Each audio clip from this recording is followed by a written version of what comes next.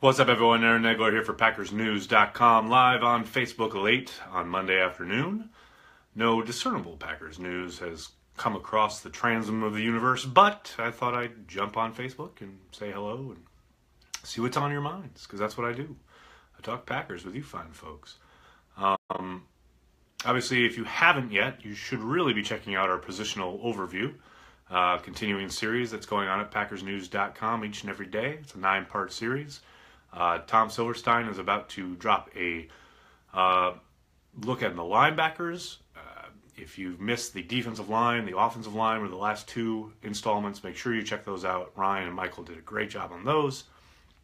And as always, it's lovely to see everyone chiming in. Adam, Mason, hello. Thanks for joining us. Christopher, thanks for checking it out each day. That's really nice of you. What cornerback do you see us going after hard, asked Preston. I don't think they're going to be giving a full court press to anybody in free agency. I think Colvin out of Jacksonville may get a look. I think we've discussed Butler could get a look.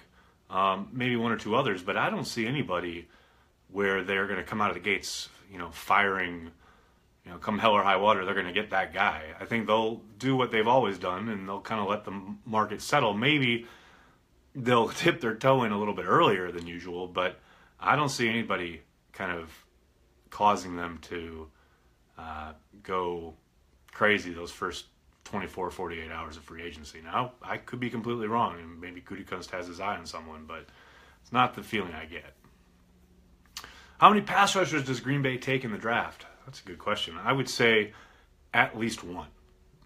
I could see them taking only one in the draft, maybe targeting someone in free agency, but they've got to get one. They have got to get somebody to help.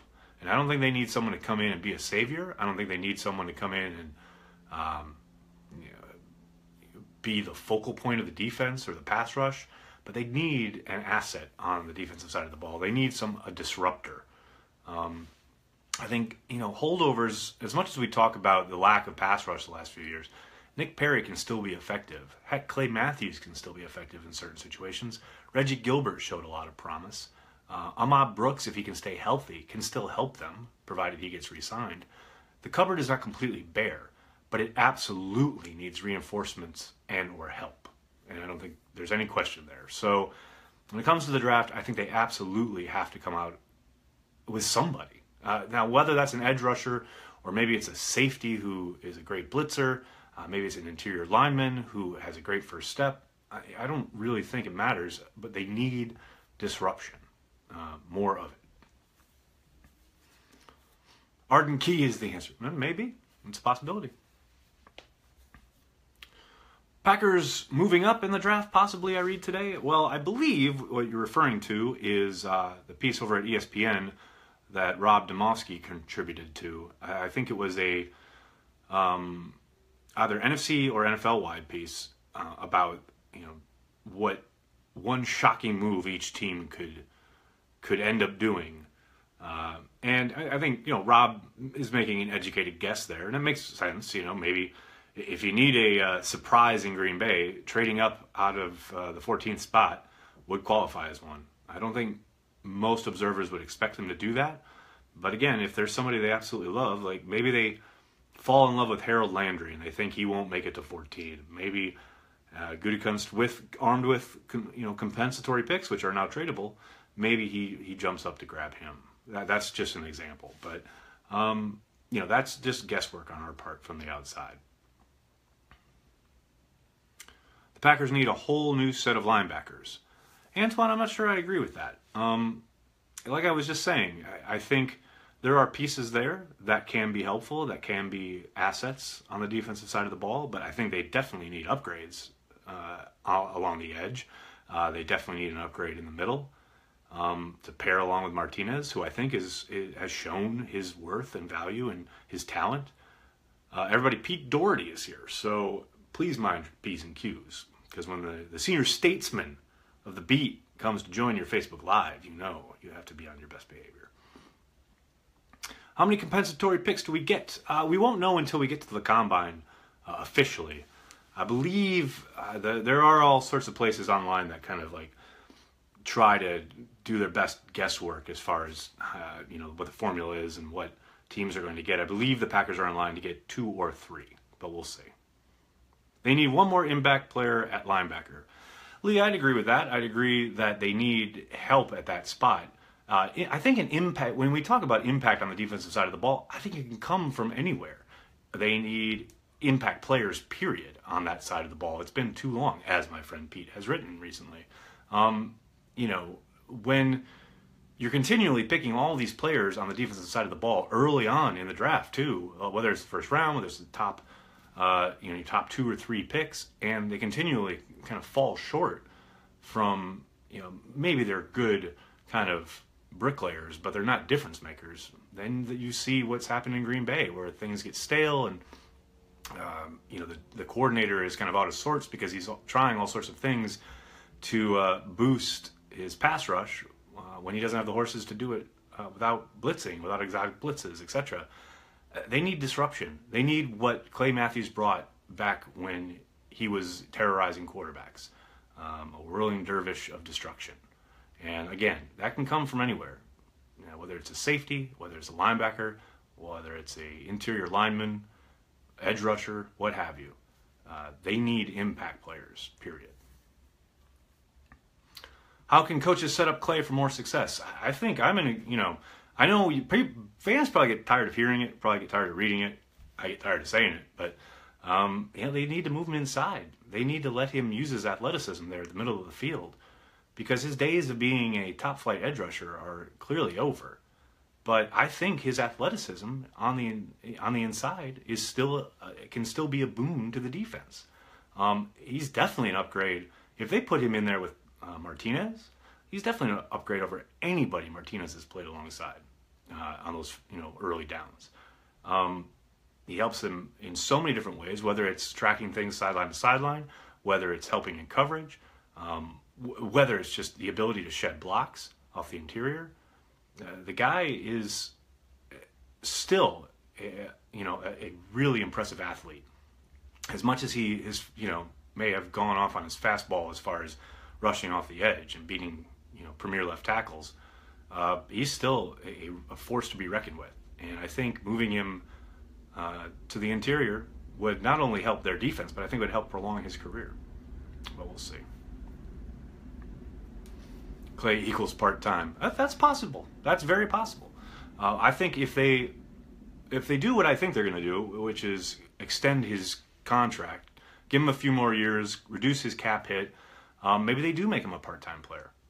I don't think it would ever go to the point where he would be like, a third down specialist or anything like that. But maybe they try to reduce his snaps. Now, we've talked about this before. The only way they can do that is that they find some more athletes on the defensive side of the ball. It's all well and good to say, well, Clay needs to play fewer snaps, or Clay isn't what he was, so we should take him off the field more. The problem is, you take him off the field, you lose a lot of the athleticism and kind of dynamic playmaking ability that you're sorely lacking in the first place, even with Clay out there. So that's a tricky spot, I think. I think that's a tricky spot that Capers was in the last few years, and it contributed to the downfall of his defense. I think Eifert is a low-risk, high-reward signing. Andrew, it's possible. I mean, he's missed a whole lot of ball games in his career, and it all depends on the financials. Clearly the talent is there. I don't think anyone would question the fact that when he's on the field, he can be a difference maker. The problem is he hasn't been able to stay on the field. And when you say, he's low risk, high reward, well, that all depends on what you sign him for, right? I mean, who knows what his representatives are going to want on the market. They know his talent. They know what he's worth when he plays. And that's what they're going to sell to teams. So, maybe he takes a little less to play with Aaron Rodgers. Who knows? But I tend to think he's going to make some money on the open market. And I'm not so sure Green Bay is going to dive into that. What do we do with the O-line? Alan, I think, actually, they're much better off along the offensive line than I think most people think. I know this past year was kind of a revolving door of different lineups. But they're starting kind of 4, what I would say, when you go from left to right. You've got Bakhtiari, who's, an all-pro.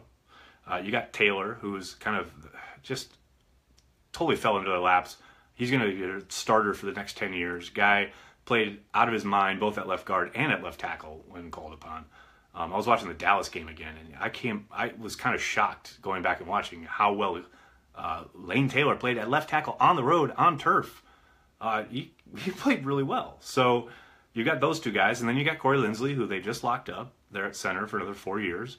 And then at right guard, I think that's McCray's job to lose. I think he's going to be your starting right guard. Now, maybe they bring back Evans, but I doubt it. I think McCray played well enough that they can slide him into guard and be set. The big question, is right tackle. Brian Bulaga is not going to be ready for the start of the season. There's no question there. So what do? Do you cut Bulaga? Do you try a Kyle Murphy out there? I don't think he's ready for prime time. I don't think they have anybody who's ready for, play 6 or 16 games at right tackle in the NFL. So that means either going out and finding somebody in free agency or drafting somebody. Now they've had success, obviously, in the draft, especially on days 2 and 3, finding guys that can play tackle in the league. So maybe they go that route. But to me, that's their one big question mark. Do you think Rodgers will hold out a little money-wise to get more cap space? No, I don't.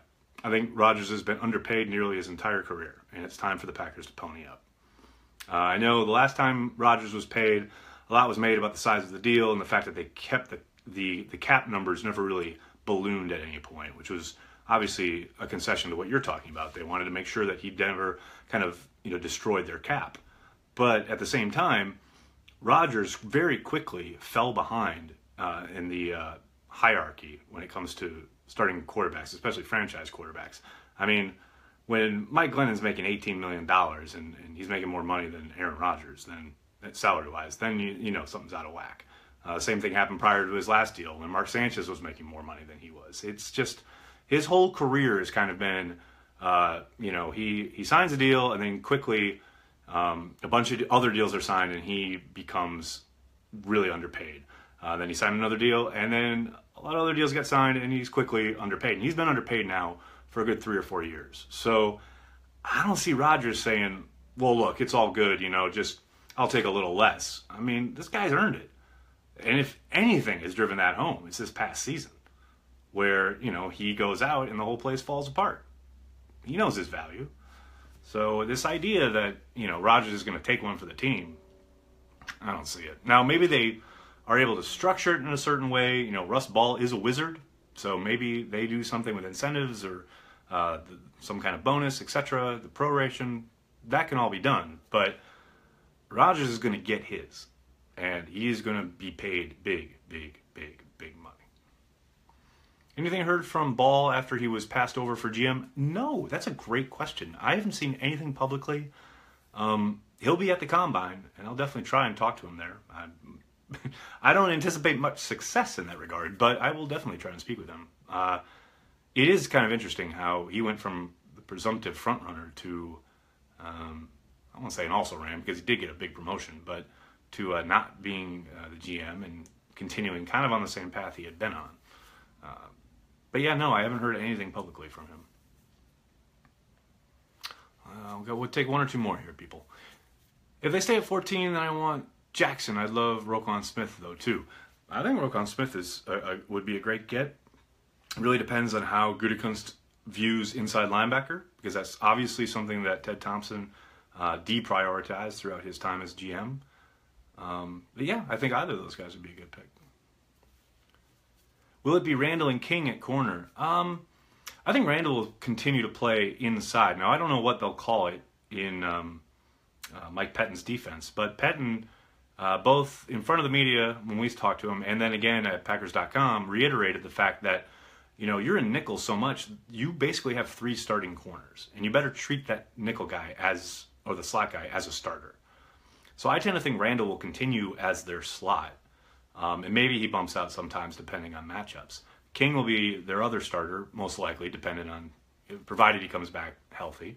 Probably be their starter on one side along the perimeter. And then on the other side, I think that's where they need to either draft or look at free agency. Again, maybe that's Colvin from Jacksonville, who knows. But That's the one area where I think they really seriously need to upgrade, along with edge rusher. But how they go about doing that, that's what's going to be interesting to kind of watch play out throughout the offseason. What's a catch, Brayden? That's a great question. Maybe the XFL will be able to tell us. All right, everyone. Thanks so much for joining me. I'm sorry if I didn't get to your question. They do fly by rather fast. But make sure you're checking PackersNews.com for all the latest. I'll be back tomorrow. In the meantime, have a good night.